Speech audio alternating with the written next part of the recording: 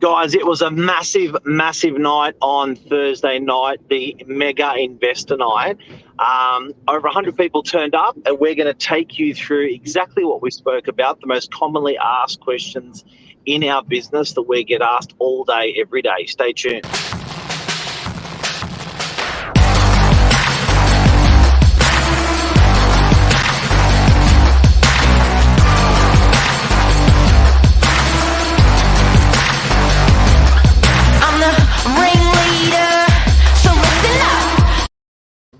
Billy Bob. Good morning. How are you? I'm good. You? Good. Have we got our email slides in? Negative, which is a bit of a shame. Oh, well, let's. How's your weekend? Yeah, good. I was pleased to see New South Wales put on a show last night against Queensland. I hear it tied with one of the best results of all time. So I was sitting next to a friend who was like, I'm going to put $50 on some bloke to score a try and New South Wales to win. And he won $250. And I was like, if only I was a betting man. Far out. Look, it was an exciting game. It was an exciting game, and it's going to put us on the edge of our seats for the next, for the final. Yeah, I agree. Yeah, no, it's good. It's good to see. So talk to us, buddy. Today's topic's pretty exciting. Today's topic is a pat down. We're doing a strip search of the Mega Investor Night. So it was big. It was big, eh? What a success. I mean, thank you to you and Lisa putting it on. Everyone that I spoke to absolutely loved it. And then we even had, messages coming in afterwards saying what a success and what a fantastic night it was. But events are back for Sydney. I think that's the best news that I've had in a long time. It seems like it. The restaurants are open, the events are back, and definitely, I think Vivid was a really good testimony of that, wasn't it? Just all those people around in the city. It's just huge now. So I think weddings. Spoke to a friend in weddings and things like that, and they're pumping as well. So all the functions are pumping. So could be the end of COVID. Well, I didn't hear a word about it on the night. There was no mention of COVID, no mention of, wow, it's really busy. People were just stoked to be together, have some good information, some good food, drinks. It was a really good night. What was the highlight for you? Do you know what? I was thinking, I'll double back to that in a sec, but I was thinking to myself, like, I don't know why people turn up to events when they can just get it online, information, or whether they can Google that information, but people still like one-on-one quality. I guess, you can go see a doctor, or you can look it up on Google. It's a different experience. You can study for a degree on a computer, or you can go and sit in a class. It's a richer experience going to events like this. My highlight for the night was mixing it up with people, just all like a lot of my favourite people in the one room, just having a chat, having a drink, having something to eat. We had the Mexican food truck. How popular? That was cool. That was really popular. So I was running these like little tacos out everywhere, just trays of them. People were grabbing them. I thought it was great. That were good. All right, legend. But a few little slides that I'm going to bring up on my phone, and then we can go over some surprising ones for me. Firstly, like, what does it look like home ownership in Australia? So let's just let that focus. 1 in 6 own an investment property. So 1 in 6 Australians own and invest property. That was one stat out of the night. More than I thought. More than you thought. Okay. Yeah. To be honest, me as well.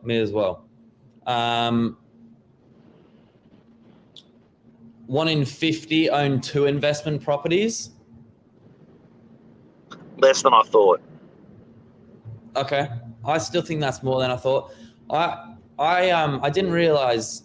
Oh, here we go. I think our slides have just come through. Hot off the press. The problem is they look. Luke was there. Luke was Brainy. there. Did you get to meet Luke? Yeah, of course. Billy I said Bob? to Luke. I said to Luke, "Oh my God, you're not in Queensland." Because I didn't actually realize. So 1 in 50 own 2 investment properties. We'll just do it off the phone. There's another visual for you. Yeah, 1 in 500 own how many investment properties? 4. 4. So if you've got 4 investment properties, you're doing quite well at that stage. You're a bit of a unicorn. Yeah, that's You're big. a bit of a, yeah. But like I was saying on the night, it's also balancing lifestyle as well. I think, you don't, chasing money and not having kids, not getting married and not sharing lives, good food and experiences is no fun either. So it's sort of everyone's got a different balance of investment properties, enjoying themselves, family, that sort of stuff. So it's an interesting juggle. Another key point I took away from the night was active income versus passive income. Yeah. Balancing the two. That's something like, everyone's trying to master, right? As they go through life. Yes, and I think as when you're young, your active income is pretty much the only income. And as you get older, then you balance the active income and the passive income. And as you're old, then I think you rely on your passive income a lot more. And that passive income would be you've paid off that investment property and you've got that rent coming in for the rest of your life. That's passive. Active would be 40, 50, 100 hours a week, working like a dog. Well, I think that puts it into a bit of a visual for you. Yeah. So that's where it starts off, identifying what stage of your investor lifestyle you're in. So you start off on that front part. What's that front part say if you push in a little bit more, Billy Bob? That's the accumulation stage. Okay. So there you go. Younger investors have a long time until retirement. Say it again. Younger investors have a long time until retirement that can afford make it a bit riskier growth orientated investment decisions. So that's your accumulation stage, 20 to 35. When you start accumulating wealth, then you move over to your next stage in life. So if you just tuned in, this is what we're talking about. What we're doing a bit of a what do you call it? A pat down from the investor night that we did.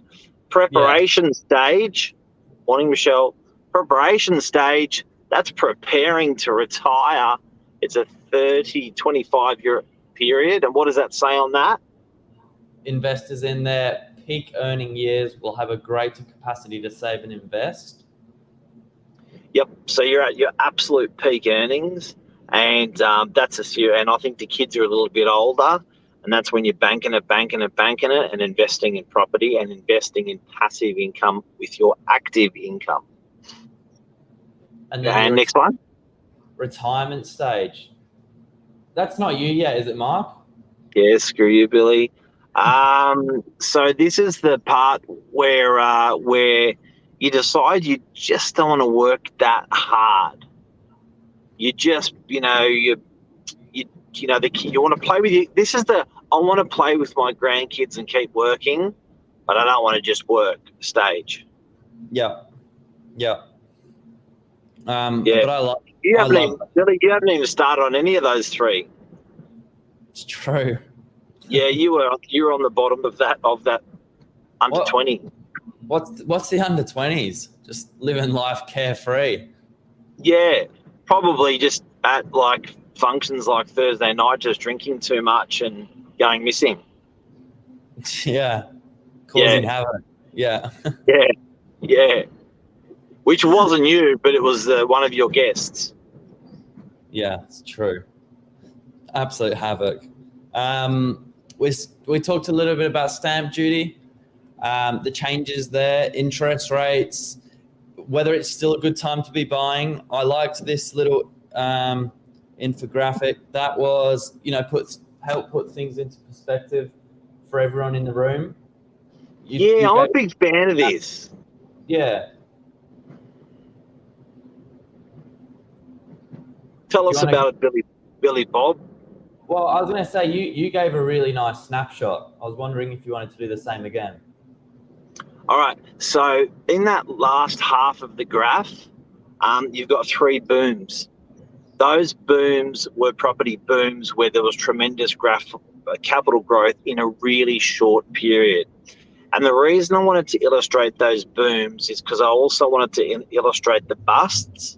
And a lot of people at the moment, and people's biggest concern about buying now is, what if I buy now and the market shits the bed?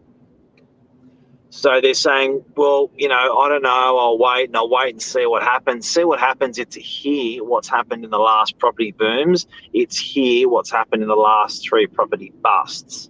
So if you go back to 1950, that was a hectic, you got a sore arm, mate. If you go to 1950, that was a hectic growth period. Can you get that arm up again, mate? 111%. At 111% there. So what a phenomenal boom. But the most important thing is you can see below the line of a boom, the bust. The bust sat at about 18 to 20%. So after the market doubled in only 1 year, the market then corrected only 18% to 20% the year thereafter. So again, when that was a really big boom. Then when you go through the next boom, that was 89, 93, just pre-recession there. That's right. And then you can see the market corrected afterwards, about 5 or 10% across Sydney. And then the next boom, how much did that boom in that period? Where the circle is? 29%. 29% a year. And then if you go through this property boom, what percentage did Sydney do, the whole of Sydney in 1 year? 22. And then it's so when you're worrying about where it's going to correct, I think you can confidently say, when you see in the media that the market's going to say, some places in the media, they're suggesting a correction of 20, 30, 40%. That would historically break any low record that we've ever had. And I think it's probably a little bit undeserving because we haven't broken a boom record. You can see some of the boom records there. Yep.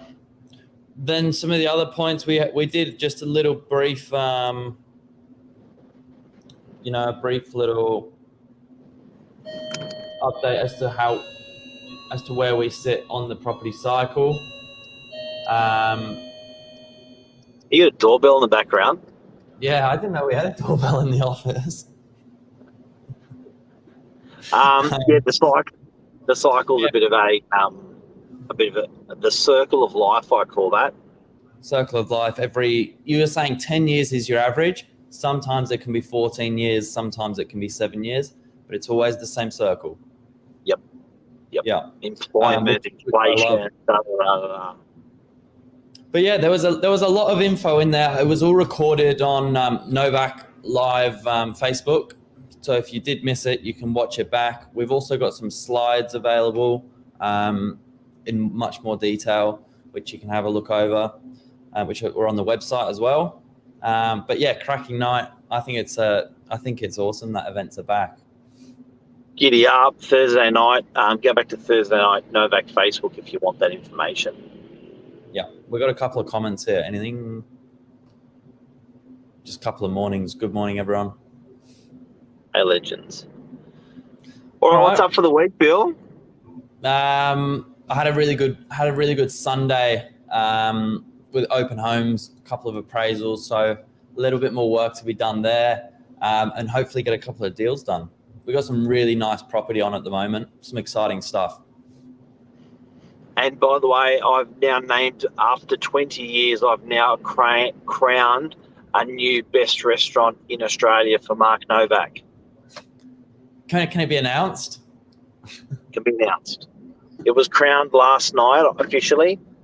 My last favourite restaurant for the last 20 years, 25 years, was Ashmore's Steak and Seafood in Queensland. Ashmore's Steak and Seafood. It's a 1,000-seater restaurant, and it's a cracker. Big Greek restaurant, but they did like Aussie sort of steak and seafood. I'm going to roll the drums, Mark. Drum roll. Yeah, what was that? Roll the drum. Yeah, hit What's again. the new one? What's the new one? The new one is...